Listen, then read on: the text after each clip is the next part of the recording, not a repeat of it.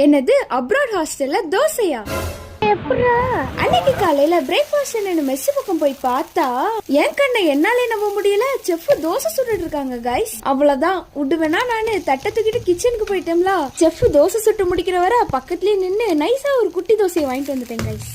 எதையோ சாதிச்ச ஒரு சந்தோஷம் இவர் கண்ணுல எனக்கு தெரிஞ்சது. இந்த தோசைக்கு இவ்வளவு அளப்பறையான்னு கேட்டீங்கன்னா சுட சுட மொறு தோசையோட சாம்பாரும் கார சட்னியும் இந்த காலத்துல எந்த அப்ராட் ஹாஸ்டல்ல கைஸ் கொடுக்குறாங்க. போய்கிட்டு இருக்கோமோ இன்னைக்கு கிளினிக்கல் அனாட்டமி கிளாஸ் அட்டெண்ட் பண்ணிட்டு ஹாஸ்பிட்டல் கிளாஸ்க்கு பஸ் ஏறணுமா? எதுக்குடா இந்த சீட்ல உட்காந்தோன்னு அவளே ஃபீல் பண்ற அளவுக்கு எங்க எல்லாரும் பேக்கையும் அவ மடியில தள்ளிட்டு நாங்க எல்லாரும் ஃப்ரீயா வருவோம். அப்புறம் இன்னைக்கு மைக்ரோபயாலஜி கிளாஸ்ல ஃபீட்பேக் எழுதி கேட்டாங்களா.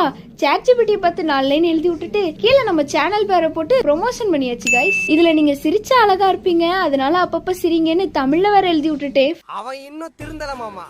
அப்புறம் ஹாஸ்பிட்டல் கிளாஸ்ல அட்டெண்ட் பண்ணிட்டு வர வெள்ளிக்கிழமை வர ப்ரோக்ராம்க்கு டான்ஸ் பிராக்டிஸ் பண்ண போனேன்.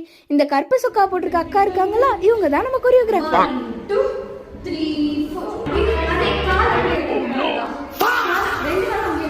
யார் சாமிவன் எங்க இருந்து வந்திருக்கான்? நீங்களே என்ன மாதிரி ஒரு தோசைல வரனா தோசைன்னு கமெண்ட் பண்ணி விட்டு போங்க. Bye guys, குல்கு.